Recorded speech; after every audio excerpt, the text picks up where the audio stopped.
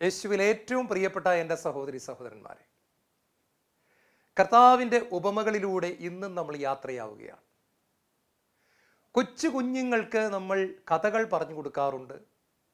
ഞാനിപ്പോഴും എൻ്റെ അമ്മ എനിക്ക് പറഞ്ഞു തന്ന കഥകളിൽ ചിലതെങ്കിലും ഓർത്തിരിക്കും. വളരെ കുഞ്ഞായിരിക്കുമ്പോൾ പറഞ്ഞു തന്ന ചില കഥകൾ, അതിലൂടെ കിട്ടിയ ഉപദേശങ്ങൾ അല്ലെങ്കിൽ സദ്ഗുണങ്ങൾ ഒക്കെ നമ്മുടെ ജീവിതത്തെ സ്വാധീനിക്കാറുണ്ട്. കുഞ്ഞുങ്ങൾക്ക് നമ്മൾ പറഞ്ഞു കൊടുക്കുന്ന കഥകൾ അവരുടെ സ്വഭാവ രൂപവൽക്കരണത്തിൽ പോലും വലിയ സ്വാധീനം ചെലുത്താറുണ്ട്. നല്ല നല്ല കഥകൾ കേട്ട് വളരുന്ന കുഞ്ഞുങ്ങൾ നല്ല മനുഷ്യരായി തീരുന്നുണ്ട്. അതായത് വളരെ ചെറുപ്പത്തിൽ തന്നെ ഒരു മോറൽ കോണ്ടക്റ്റും നല്ല ചില ഗുണങ്ങൾ, മൂല്യങ്ങൾ അവർ നട്ടുപിടിപ്പിക്കുന്നതായിട്ട് കാണാൻ സാധിക്കുന്നു. ഈശോ കഥകളിലൂടെ, ഉപമകളിലൂടെ സ്വർഗത്തിൻ്റെ രഹസ്യങ്ങൾ പങ്കുവച്ച് തരുന്ന ഒരു ഗുരുവാണ്. അവിടുന്ന് ലോകരക്ഷകനാണ്, ഏകരക്ഷകനാണ്. മനുഷ്യവർഗത്തെ രക്ഷിക്കുവാൻ വേണ്ടി സ്വർഗം വിട്ടിറങ്ങി വന്ന വഴിയും സത്യവും ജീവനുമായവനാണ്. യേശു ക്രിസ്തുവിനെ ദൈവമായിട്ട് അംഗീകരിക്കാത്ത വ്യക്തികൾ പോലും യേശുവിൻ്റെ ഉപമകളാൽ ആകർഷിതരായി ജീവിതത്തിൽ മാറ്റം വരുത്താൻ ശ്രമിക്കുന്നത് ഞാൻ കണ്ടിട്ടുണ്ട്. മെഡിക്കൽ കോളേജിൽ ഞാൻ പഠിക്കുന്ന സമയത്ത് എൻ്റെ ചില അക്രൈസ്തവരായ സുഹൃത്തുക്കൾ പോലും യേശുവിൻ്റെ ചില ഉപമകളെപ്പറ്റി സംസാരിക്കുന്നത് ഞാൻ കേട്ടിട്ടുണ്ട്. അവർ പറയാറുണ്ട്, എത്ര നല്ല കഥകളാണ്, എത്ര നല്ല മെസ്സേജാണ് അതിൻ്റെ അകത്തുള്ളത് എന്ന്. അതേ പ്രിയപ്പെട്ടവരെ, ഇന്ന് നമ്മൾ യേശു പറഞ്ഞ മനോഹരമായ ഒരു ഉപമയിലൂടെ കടന്നു പോകുകയാണ്. ലൂക്കാ സുവിശേഷം 10-ാം അധ്യായം 25 മുതൽ 37 വരെയുള്ള വാക്യങ്ങളിൽ നല്ല സമരിയാക്കാരൻ്റെ ഉപമ എന്നറിയപ്പെടുന്ന കഥ ഈശോ പറഞ്ഞു വയ്ക്കുന്നു.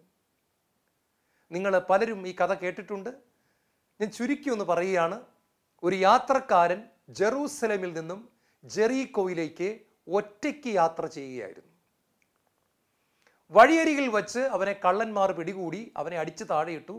അവൻ്റെ പണവും ഭാണ്ഡവും വസ്ത്രവും എല്ലാം അവർ കൊണ്ടുപോയി. മുറിവേറ്റവനായി അവൻ അവിടെ കിടക്കുമ്പോൾ ആദ്യം വഴിയരികിലൂടെ ഒരു പുരോഹിതൻ വന്നു നോക്കിയിട്ട്, തിരിഞ്ഞു നോക്കിയിട്ട് ഒന്നും ചെയ്യാതെ കടന്നുപോയി. പിന്നീട് ഒരു ലേവായൻ വന്നു, അവനും നോക്കിയിട്ട് യാതൊന്നും ചെയ്യാതെ കടന്നുപോയി. മൂന്നാമത് ഒരു സമരിയാക്കാരൻ കഴുതപ്പുറത്ത് വന്നു. അവൻ കണ്ടിട്ട് കഴുതപ്പുറത്ത് നിന്നിറങ്ങി ഈ മനുഷ്യൻ്റെ മുറിവുകൾ വെച്ച് കെട്ടി അവനെ സത്രത്തിലാക്കി വേണ്ടതെല്ലാം ചെയ്തു കൊടുത്തു.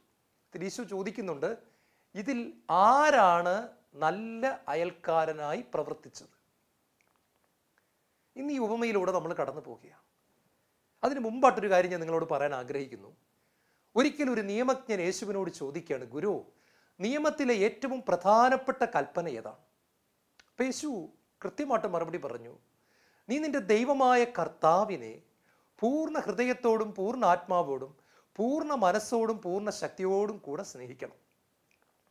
നിന്നെപ്പോലെ തന്നെ നിന്റെ അയൽക്കാരനെ നീ സ്നേഹിക്കണം. അപ്പൊ സ്നേഹത്തിന് ഒരു ഡിവൈൻ സൈഡുമുണ്ട്, ഒരു ഹ്യൂമൻ സൈഡുമുണ്ട്. ദൈവത്തിലേക്ക് തിരിഞ്ഞിരിക്കുന്ന ഒരു മുഖവുമുണ്ട്, മനുഷ്യരിലേക്ക് തിരിഞ്ഞിരിക്കുന്ന ഒരു മുഖവുമുണ്ട്. ഒരു നാണയത്തിന് 2 വശങ്ങൾ ഉള്ളതുപോലെ, ഒരു പക്ഷിക്ക് പറക്കുവാൻ 2 ചിറകുകൾ ആവശ്യമുണ്ട് എന്ന് പറയുന്നത് പോലെ, ഇതാ സ്നേഹത്തിൻ്റെ 2 വശങ്ങളാണ്. ഒന്ന്, ദൈവത്തെ സ്നേഹിക്കുക. 2, ദൈവത്തിൻ്റെ സ്നേഹത്താൽ നിറയപ്പെട്ടുകൊണ്ട് മനുഷ്യരെ സ്നേഹിക്കുക. അപ്പോൾ ഈ മനുഷ്യരെ സ്നേഹിക്കുക എന്ന് പറയുന്ന പാർട്ട് പലപ്പോഴും പ്രാർത്ഥനക്കാർക്ക് തെറ്റുപറ്റുന്നൊരു മേഖലയാണ്. പ്രത്യേകിച്ച് ഈ ആത്മീയതയും പ്രാർത്ഥനയും ആരാധനയും ഒക്കെ ആയിട്ട് നടക്കുന്ന വ്യക്തികൾക്ക് അറിഞ്ഞോ അറിയാതെയോ പറ്റുന്ന ഒരു തെറ്റാണ്. അവർ ദൈവത്തെ സ്നേഹിക്കുന്നു, ദൈവത്തെ ആരാധിക്കുന്നു, പള്ളിയിൽ പോകുന്നു, ധ്യാന കേന്ദ്രങ്ങളിൽ പോകുന്നു, പ്രാർത്ഥനാ ഗ്രൂപ്പിൽ പോകുന്നു, വ്യക്തിപരമായിട്ട് പ്രാർത്ഥിക്കുന്നു, ബൈബിൾ വായിക്കുന്നു, ധാരാളം കൊന്തു ചൊല്ലുന്നു. ഇതെല്ലാം നല്ലതാണെങ്കിലും ആ നാണയത്തിൻ്റെ 2ാമത്തെ വശം പലപ്പോഴും നമ്മൾ മറന്നു പോകുന്നു. അതുകൊണ്ട് ഇങ്ങനെയുള്ളവരെ ഒന്ന് തിരുത്തുവാനും ഓർമ്മിപ്പിക്കുവാനും വേണ്ടി ഈശോ പറഞ്ഞ ഒരു ഉപമയായിട്ടാണ് ഇത് വായിക്കുമ്പോൾ എനിക്ക് മനസ്സിലാകുന്നത്.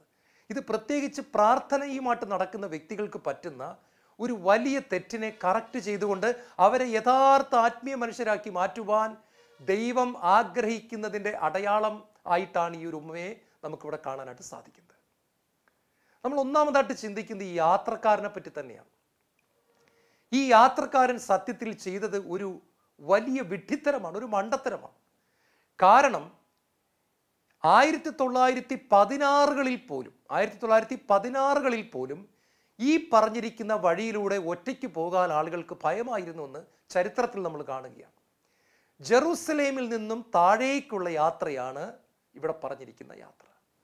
അതായത് മുകളിലുള്ള ഒരു സ്ഥലത്ത് നിന്നും താഴേക്കുള്ള ഒരു താഴ്വാരത്തിലേക്ക് ഇറങ്ങി വരുന്നു. ഒരു ഉയർന്ന കുന്നിൽ നിന്നും താഴേക്ക് ഇറങ്ങുന്നത് പോലെ വലിയൊരു അർത്ഥമുണ്ട്. ജെറൂസലേം എന്ന് പറയുന്നത് ഉയർന്ന സ്ഥലമാണ്, ജെറീക്കോ എന്ന് പറയുന്നത് താഴ്ന്ന സ്ഥലമാണ്. അപ്പോൾ ഉയർന്ന സ്ഥലത്ത് നിന്നും താഴ്ന്ന സ്ഥലത്തേക്ക് ഒരു മനുഷ്യൻ ഒറ്റയ്ക്ക് യാത്രയാകുന്നു. ഇത് ആത്മീയമായിട്ട് വ്യാഖ്യാനിക്കുകയാണെങ്കിൽ ആത്മീയ ജീവിതത്തിൻ്റെ ഉന്നതിയിൽ നിൽക്കുന്ന ഒരു മനുഷ്യൻ, അഭിഷേകത്തിൻ്റെ പൂർണ്ണതയിൽ നിൽക്കുന്ന ഒരു മനുഷ്യൻ, വിശുദ്ധിയിൽ വിരാജിച്ച് നിൽക്കുന്ന ഒരു മനുഷ്യൻ, സ്നേഹത്തിൻ്റെ തികവിൽ ജീവിക്കുന്ന ഒരു മനുഷ്യൻ, എളിമയുടെ നിറകുടമായി നിൽക്കുന്ന ഒരു മനുഷ്യൻ, ദൈവ സ്വഭാവം പ്രകടമായി വെളിപ്പെടുത്തുന്ന ഒരു മനുഷ്യൻ ഒരു ദിവസം താഴേക്ക് പോകുകയാണ്. അവൻ്റെ മഹത്വമെല്ലാം വിട്ടുകളഞ്ഞിട്ട്, അവൻ്റെ പ്രകാശമെല്ലാം വിട്ടുകളഞ്ഞിട്ട് അവൻ ഇരുട്ടിലേക്ക് യാത്രയാവുന്നു, പാപത്തിലേക്ക് കൂപ്പുകുത്തുന്നു എന്ന് വേണമെങ്കിൽ വ്യാഖ്യാനിക്കാം. തകർച്ചയിലേക്കും ആത്മീയ ദുരിതത്തിലേക്കും ആത്മീയ അന്ധകാരത്തിലേക്കും ഇവൻ പോകുന്നു. നമ്മുടെയൊക്കെ ജീവിതത്തിൽ സംഭവിക്കാറുണ്ട്. 2-3 ആഴ്ച നമ്മൾ വളരെ ശക്തമായ പരിശുദ്ധാത്മ അഭിഷേകത്തിലും നിറവിലും വിശുദ്ധിയിലും ജീവിച്ചതിന് ശേഷം നമ്മൾ കുന്നിൻ്റെ മുകളിൽ നിന്നും താഴേക്ക് ഇറങ്ങിപ്പോകുന്ന അനുഭവം ഉണ്ടാകാറില്ലേ? അതിനെപ്പറ്റിയാണ് കർത്താവ് ഇവിടെ വ്യക്തമായിട്ട് പറഞ്ഞിരിക്കുന്നത്. അവൻ ഒറ്റയ്ക്ക് യാത്രയാവുകയാണ്. വലിയൊരു അപകടം പിടിച്ച ഒരു വിഡ്ഢിത്തരമാണ് അവൻ കാണിക്കുന്നത്. കള്ളന്മാരും കൊള്ളക്കാരും ഉള്ള വളഞ്ഞ് പുളഞ്ഞ് തിരിഞ്ഞ് മറിഞ്ഞു കിടക്കുന്ന ഈ വഴിയിലൂടെ, താഴേക്ക് ഇറങ്ങി വരുന്ന വഴിയിലൂടെ കൂട്ടുകാരാരുമില്ലാതെ ഇവൻ ഒറ്റയ്ക്ക് യാത്രയാകുന്ന ഒരു അപകടം പിടിച്ച വിഡ്ഢിത്തരം ഇവൻ കാണിക്കുകയാണ്. ആ വിഡ്ഢിത്തരം തന്നെയാണ് സത്യത്തിൽ അവൻ്റെ ജീവിതത്തിൽ അവന് മുറിവേൽക്കുവാനും അടിയേൽക്കുവാനും തകർക്കപ്പെടുവാനും സകലത് നഷ്ടപ്പെടുവാനും വസ്ത്രങ്ങളും പണവും ഭാണ്ഡവും എല്ലാം നഷ്ടപ്പെടുവാനും ഇടയായി തീർന്നത് അവൻ്റെ ഈ വിഡ്ഢിത്തരം തന്നെയാണ്. മലയുടെ മുകളിൽ നിന്നും താഴേക്ക് പോകാനുള്ള അവൻ്റെ തീരുമാനമാണ്. അവനെടുത്ത തികച്ചും ഔചിത്യമില്ലാത്ത ഈ ഡിസിഷനാണ് അവന് സകലതും നഷ്ടപ്പെടുത്തിയത്. പ്രിയപ്പെട്ടവരെ, നമുക്ക് എങ്ങനെയാണ് പരിശുദ്ധാത്മാഭിഷേകം നഷ്ടമാകുന്നത്? നമുക്ക് എങ്ങനെയാണ് ദൈവവുമായിട്ടുള്ള ബന്ധം നഷ്ടമാകുന്നത്? നമുക്ക് എങ്ങനെയാണ് സ്വർഗീയ സൗഭാഗ്യവും പർദീസയുടെ അനുഭവവും നഷ്ടമാകുന്നത്? നമ്മൾ എടുക്കുന്ന ചില വിഡ്ഢിത്തരം നിറഞ്ഞ തീരുമാനങ്ങളാണ്. ആലോചിക്കാതെ എടുക്കുന്ന ചില തീരുമാനങ്ങൾ നമ്മളെ കുന്നിൻ്റെ മുകളിൽ നിന്നും താഴ്വാരത്തിലേക്ക് എത്തിക്കുന്നു. നമ്മൾ ആ യാത്രയിൽ അങ്ങ് പെട്ടുപോകുകയാണ്. അപ്പം പലപ്പോഴും നമ്മുടെ ചില വിഡ്ഢിത്തരങ്ങൾ തന്നെയാണ് നമ്മുടെ തകർച്ചയ്ക്ക് കാരണം. അതുകൊണ്ട് ശരിക്കും ആലോചിച്ചതിന് ശേഷം മാത്രമേ എന്ത് കാര്യങ്ങളും ചെയ്യാവുള്ളൂ എന്ന് ദൈവം ഈ സമയത്ത് നമ്മളെ ഓർമ്മിപ്പിക്കുകയാണ്. അപ്പം അവന് സകലതും നഷ്ടപ്പെട്ടു പോയി, എല്ലാം നഷ്ടപ്പെട്ടു. അവനെ കൊള്ളക്കാർ ആക്രമിക്കുന്നു, കീഴ്പ്പെടുത്തുന്നു, മുറിവേൽപ്പിക്കുന്നു. ഇത് പിശാചിനാൽ ആക്രമിക്കപ്പെടുന്ന ഒരു മനുഷ്യനെയാണ് കാണിക്കുന്നത്. ദൈവവുമായിട്ടുള്ള മലമുകളിലെ കൂട്ടായ്മ വിട്ടെറിഞ്ഞ് പാപത്തിൻ്റെ താഴ്വാരത്തിലേക്ക് ഇറങ്ങിപ്പുറപ്പെടാൻ തീരുമാനിക്കുന്ന ഒരു മനുഷ്യനെ, പാപത്തിൻ്റെ സുഖം തേടി പോകുന്ന ഒരു വ്യക്തിയെ പിശാച് ആക്രമിക്കുകയും പിശാച് അവനുള്ള സകലതും നഷ്ടപ്പെടുത്തി കളയാൻ അനുവദിക്കുകയും മോഷ്ടിച്ചു കൊണ്ടുപോവുകയും ചെയ്യുന്നു. യോഹന്നാൻ 10:10 ഈശോ എത്ര വ്യക്തമായിട്ടാണ് ഇത് പറഞ്ഞത്? കള്ളൻ വരുന്നത് മോഷ്ടിക്കുവാനും കൊല്ലുവാനും നശിപ്പിക്കുവാനുമാണ്. അത് യഥാർത്ഥത്തിൽ അവിടെ സംഭവിക്കുകയാണ്. നമ്മുടെ ജീവിതത്തിൽ ഉണ്ടായിരുന്ന സൗഭാഗ്യങ്ങൾ, അനുഗ്രഹങ്ങൾ, അഭിഷേകം, കൃപകൾ എല്ലാം ചോർന്നു പോവുകയാണ്. നമ്മൾ കൂരിരുട്ടിൽ ആയി പോകുന്നു. സാത്താനാൽ ആക്രമിക്കപ്പെട്ട് മുറിവേറ്റ് കിടക്കുന്ന ഒരു മനുഷ്യൻ എന്ന് നമുക്ക് പറയാം. അവൻ്റെ വിഡ്ഢിത്തരം തന്നെയാണ് അതിന് കാരണം. രണ്ടാമതായിട്ട് നമ്മളിവിടെ കാണുന്നത്, മുറിവേറ്റ് കിടക്കുന്ന ഈ മനുഷ്യൻ്റെ അടുത്തുകൂടി കടന്നു പോകുന്ന ഒരു പുരോഹിതനാണ്. പുരോഹിതൻ അവനെ ഒന്ന് നോക്കി എന്ന് ബൈബിൾ പഠിപ്പിക്കുന്നുണ്ട്. ഈശോ കഥ പറയുമ്പോൾ കൃത്യമായിട്ടാണ് പറയുന്നത്. പുരോഹിതൻ അവനെ ഒന്ന് നോക്കി. വലിയ അർത്ഥമാണതിന്.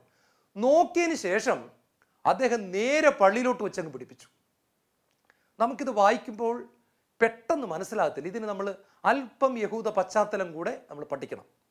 സംഖ്യയുടെ പുസ്തകം 19-ാം അധ്യായത്തിൻ്റെ 11-ാമത്തെ തിരുവചനം പറയുന്നു, മൃതദേഹത്തെ തൊടുന്നവൻ അശുദ്ധനായിത്തീരുന്നു.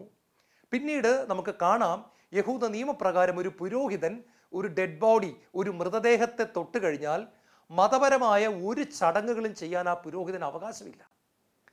അപ്പോൾ യഹൂദ പള്ളിയിലെ മതപരമായ കാര്യങ്ങൾക്ക് പോകുന്ന ഒരു പുരോഹിതൻ ഒരു മൃതദേഹത്തെ സ്പർശിച്ചിട്ടാണ് പോകുന്നെങ്കിൽ അന്ന് അദ്ദേഹത്തിന് പള്ളിയിലുള്ള ഒരു കർമ്മങ്ങളും നിർവഹിക്കാൻ സാധ്യമല്ല. ഒരുപാട് പുരോഹിതന്മാരുടെ കൂട്ടത്തിൽ നിന്നും നറുക്കിട്ട് കിട്ടുന്നതോ അല്ലെങ്കിൽ തിരഞ്ഞെടുക്കപ്പെടുന്നതോ വല്ലപ്പോഴും മാത്രം ജീവിതത്തിൽ കിട്ടുന്ന ഒരു ഭാഗ്യമാണ് ഓൾട്ടറിൽ കയറി നിന്ന് ശുശ്രൂഷ ചെയ്യുക എന്ന് പറയുന്നത്. ഒരുപാട് പുരോഹിതരുടെ കൂട്ടത്തിൽ ഒരാളെ തിരഞ്ഞെടുക്കപ്പെടുകയാണ്.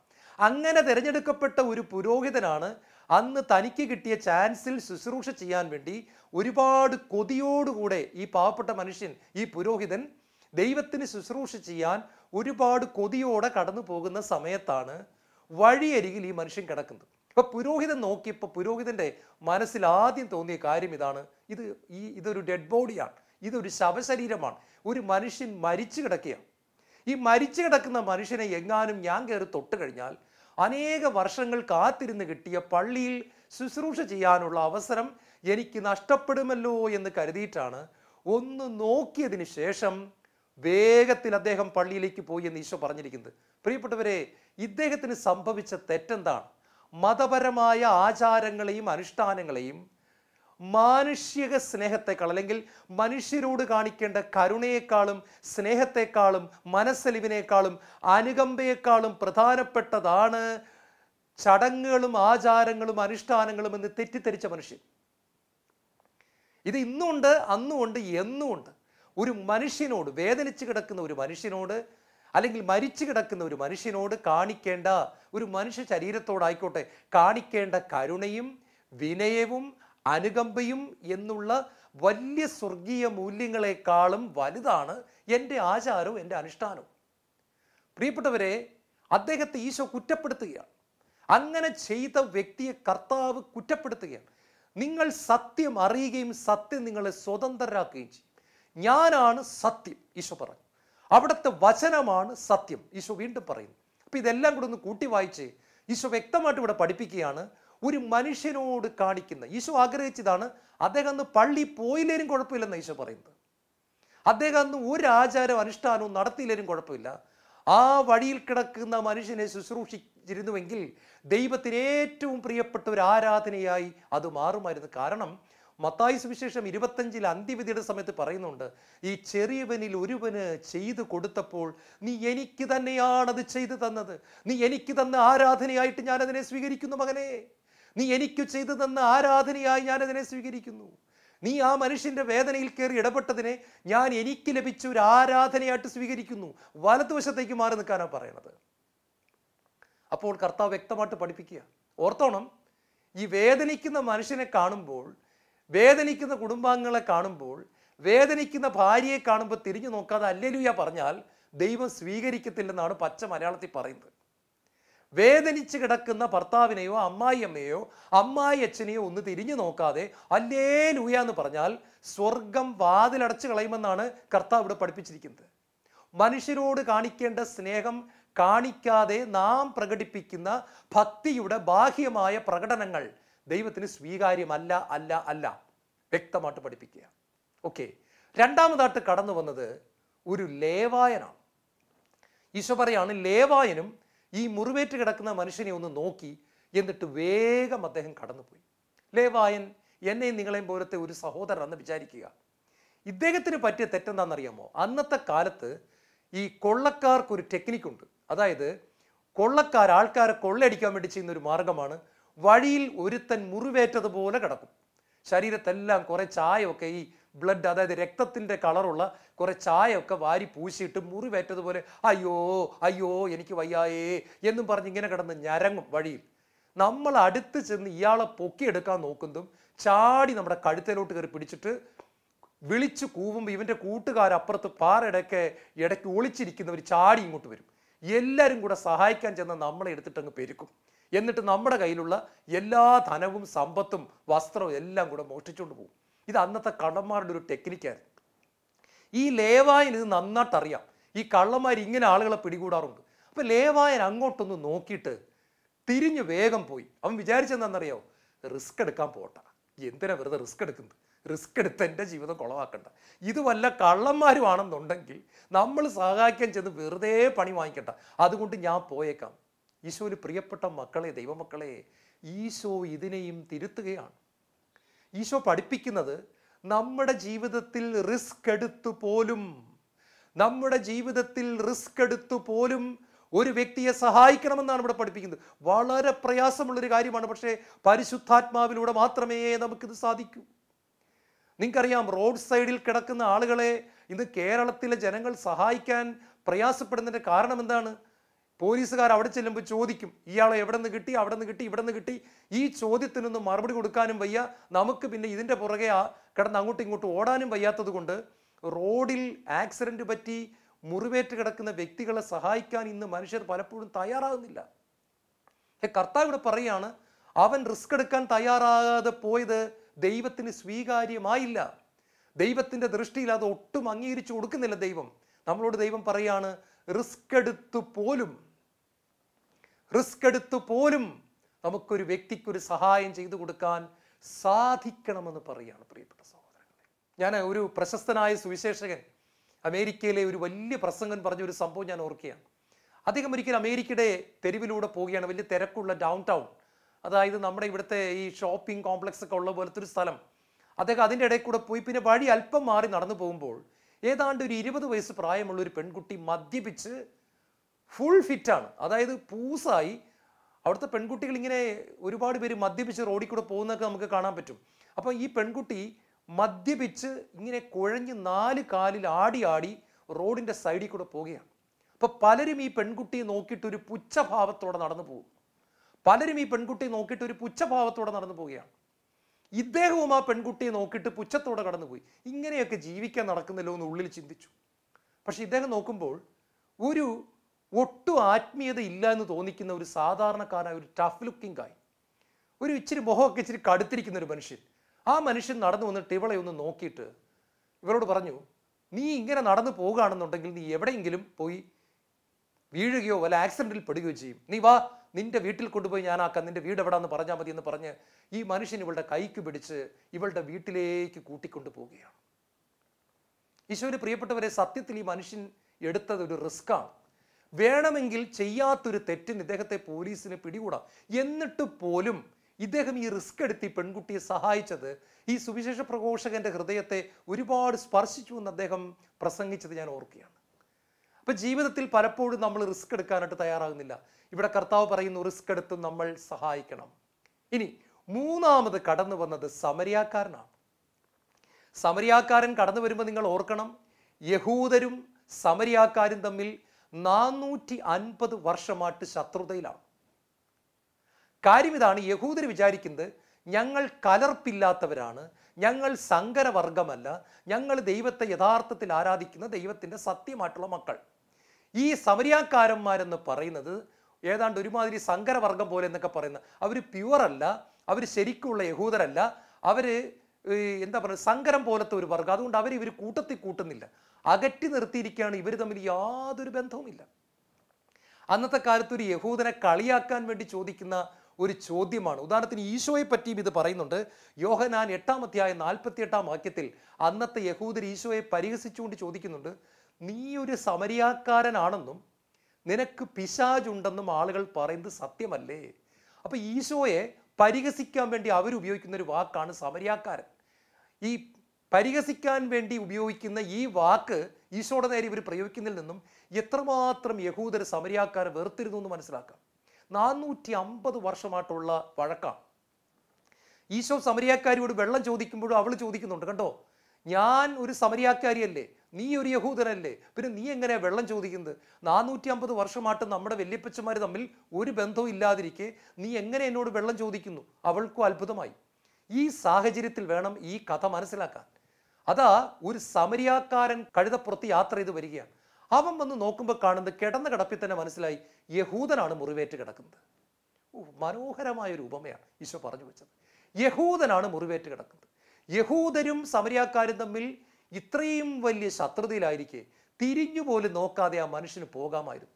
തൻ്റെ ശത്രുവാണ് കിടക്കുന്നത്, തങ്ങളെ അപമാനിക്കുന്ന ഒരുത്തനാണ് കിടക്കുന്നത്, തങ്ങളെ സങ്കരവർഗമെന്ന് വിളിച്ച് പരിഹസിക്കുന്നവനാണ് കിടക്കുന്നത്.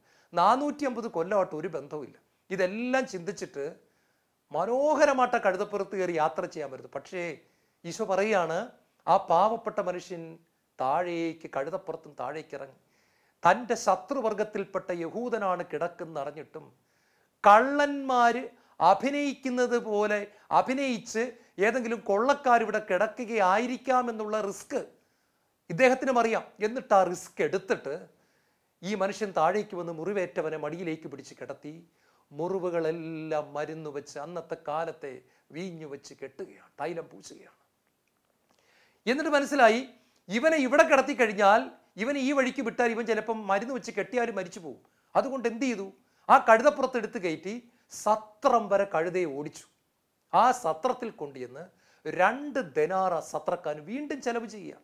തൻ്റെ ശത്രുവിന് വേണ്ടി, തൻ്റെ ആരുമല്ലാത്ത വ്യക്തി മാത്രമല്ല, തന്നെ ദ്രോഹിക്കുന്ന യഹൂദന് വേണ്ടി 2 ദനാറ എടുത്ത് സത്രത്തിൻ്റെ ഉടമസ്ഥൻ്റെ കൈ കൊടുത്തിട്ട് പറഞ്ഞു, ഇനിയും എന്തെങ്കിലും വേണമെങ്കിൽ നന്നായിട്ട് നോക്കിക്കോണം കേട്ടോ, വേണ്ട ആഹാരവും ഭക്ഷണം മരുന്ന് എല്ലാം കൊടുത്തോ കേട്ടോ, അതിൻ്റെ ചെലവ് മുഴുവൻ ഈ പാവപ്പെട്ട മനുഷ്യന് വേണ്ടി ഞാൻ തന്നെ കൊണ്ടുവന്ന് തന്നോളാം എന്ന് പറഞ്ഞ് വേണ്ടതെല്ലാം ചെയ്തതിന് ശേഷം ഈ സമരിയാക്കാരൻ തൻ്റെ ദൗത്യത്തിന് വേണ്ടി പോകുകയാണ്.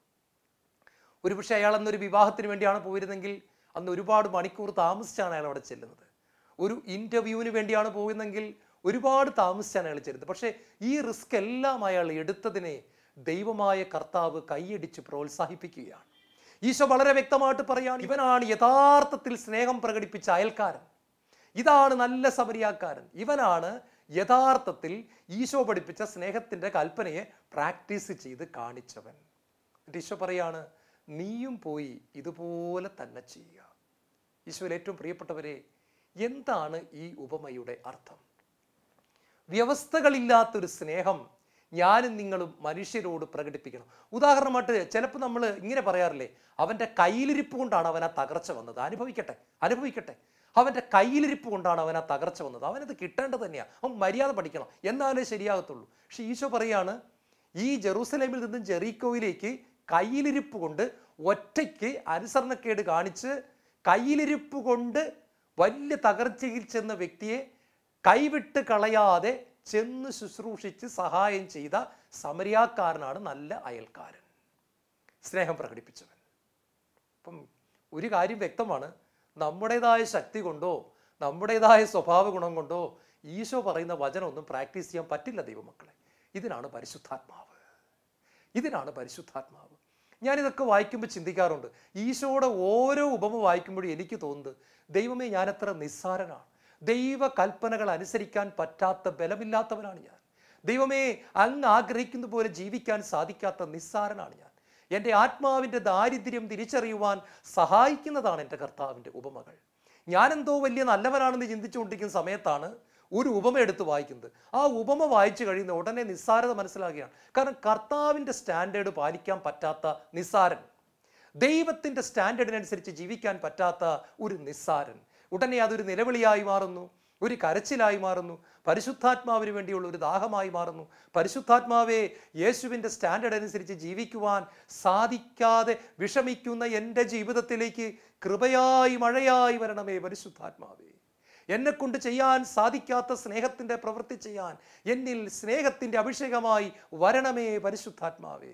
നീ നിന്റെ ദൈവമായ കർത്താവിനെ പൂർണ്ണ ഹൃദയത്തോടെ, പൂർണ്ണാത്മാവോടെ, പൂർണ്ണ ശക്തിയോടെ സ്നേഹിക്കുക. ഈ വചനം നമ്മളിൽ എത്ര പേർക്ക് അനുസരിക്കാൻ പറ്റും? പറ്റില്ല പ്രിയപ്പെട്ടവരെ. അതിനും നമുക്ക് പരിശുദ്ധാത്മാവ് വേണം. നിന്നെപ്പോലെ നിന്റെ അയൽക്കാരനെ സ്നേഹിക്കുക. ഇത് നമ്മളിൽ എത്ര പേർക്ക് പറ്റും? പറ്റില്ല പ്രിയപ്പെട്ടവരെ. ഇതിനും നമുക്ക് പരിശുദ്ധാത്മാവ് വേണം. നല്ല സമരിയാക്കാരൻ്റെ ഉപമ വായിച്ചു കഴിയുമ്പോഴും നമുക്ക് മനസ്സിലാകുന്നു നമ്മൾ വട്ടപൂജ്യമാണ്. അതൊരു നിലവിളിയായി മാറുന്നു. ദൈവം തൻ്റെ കരം നീട്ടി നമ്മളെ സഹായിക്കുന്നു. കർത്താവിൻ്റെ വചനം അനുസരിക്കുവാനുള്ള കൃപ അവിടെ തരുന്നു. കർത്താവെ, ദൈവത്തെ സ്നേഹിക്കാനും മനുഷ്യരെ സ്നേഹിക്കാനും ഞങ്ങളുടെ സ്വന്തം ശക്തി കൊണ്ട് സാധ്യമല്ല. ഈ ഉപമയും ഞങ്ങൾക്കത് മനസ്സിലാക്കി തരുന്നു. അവിടുത്തെ പരിശുദ്ധാത്മാവിനെ ഞങ്ങൾക്ക് തരണമേ. യേശുവേ സ്തോത്രം, യേശുവേ നന്ദി, യേശുവേ ആരാധന.